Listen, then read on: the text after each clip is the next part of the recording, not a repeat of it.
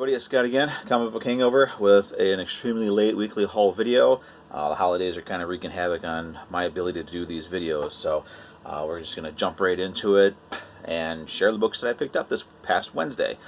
Grabbed all of the True Believers that came out this week. Now, True Believers, for those of you doing all their $1 reprints of classic Marvel books. They do change the covers. They're not like the facsimiles where you get all the advertisements, the original cover, and all that sort of stuff. They do modify the covers a lot of times, but you get the bulk of the cover, the cover art you get. The titles are changed. You'll see that in a minute what I mean by that. And you don't get the original advertisements or anything, but they're still worth getting because they're only $1.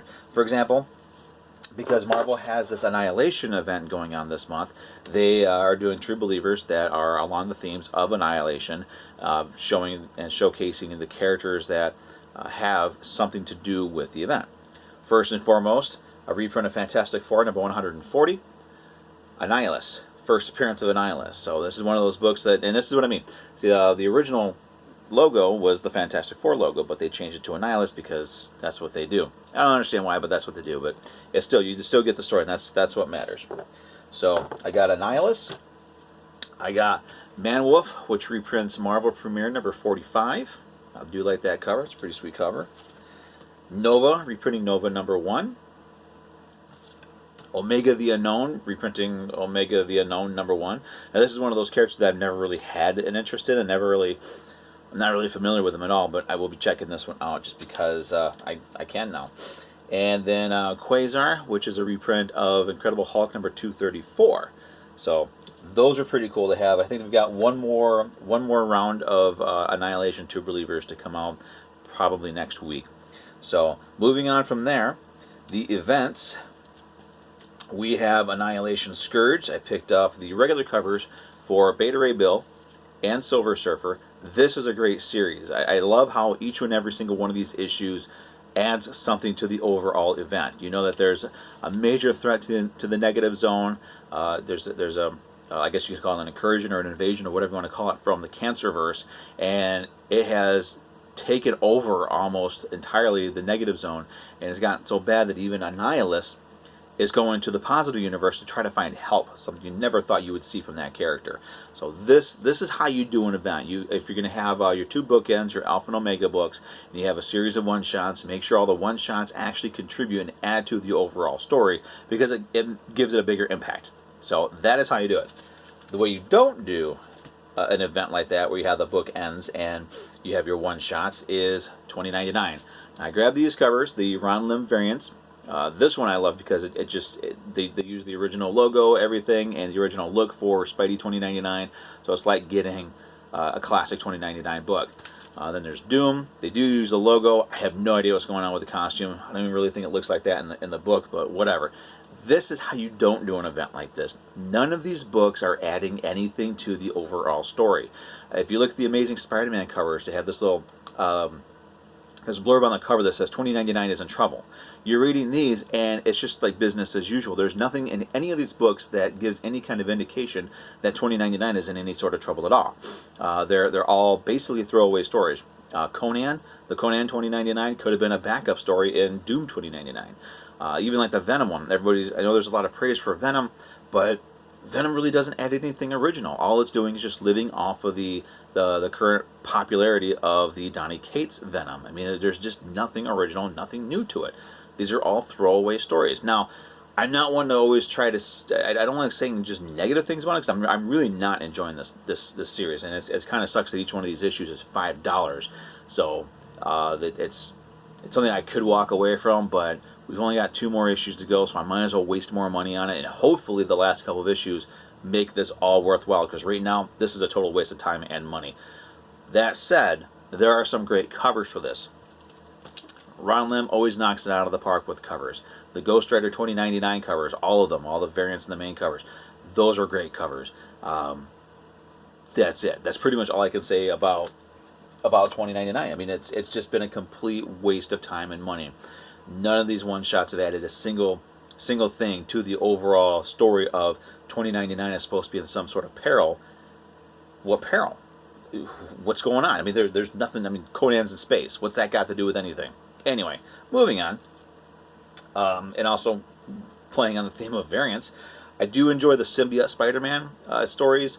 They take place during the original appearance of the Symbiote Spider-Man, so it takes place in the 80s. So it has really nothing. You can have whatever kind of stories you want, and it doesn't really affect continuity at all. They do have Greg Land as the artist.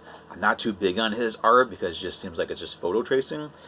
This one here, though, this is the new Symbiote Spider-Man. I grabbed this variant cover because I have the original Spider-Man cover for this, and I've always liked this cover. I also got next week I'll have some more variants for this one as well.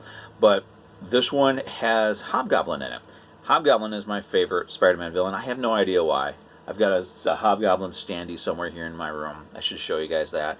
But this is still a fun series. Somehow Hobby takes over Doctor Strange's powers.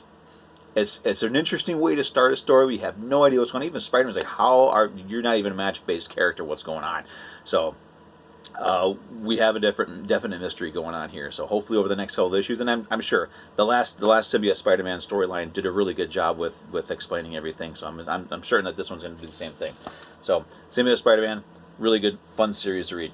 Almost done here. Got 2 more to go. My regular books this week, kind of a theme thing going here. We're resurrecting the 90s. Ghost Rider number 3, great cover. Has really nothing to do with the story inside of it. That aside, great cover. I love this cover art. You've got, it's just continuing the story where Johnny Blaze is trying to get all the demons back in hell who have escaped. You have a character who I'm assuming is Lilith, and she's getting ready to take over hell. She's referring to hell as a her, which kind of whatever. Hell's just a place. It doesn't need to be a him or a her, just it. But if this is Lilith, it's a radically redesigned Lilith. I'm really interested in seeing what's going to happen with that character. It's a fun book. It's a fun book, but we're going to have a but here. They need to start laying down the groundwork for what's going to happen in this series after this initial storyline is over with.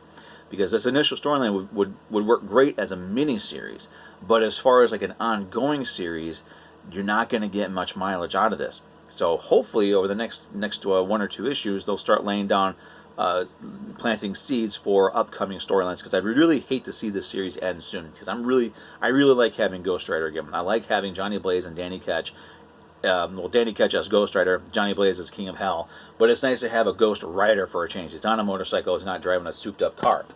And finally this week, Morbius the Living Vampire, number 2. Hey, it's got a sweet cover. Story is still trying to find its legs, introducing different characters, different concepts. So I'm going to give this series a few more issues to see if it actually does find its legs and if it's worth continuing doing. But right now, it's a fun sort of reintroduction of Morbius to the Marvel Universe and to the readers who may not have any idea who he is or what he's all about.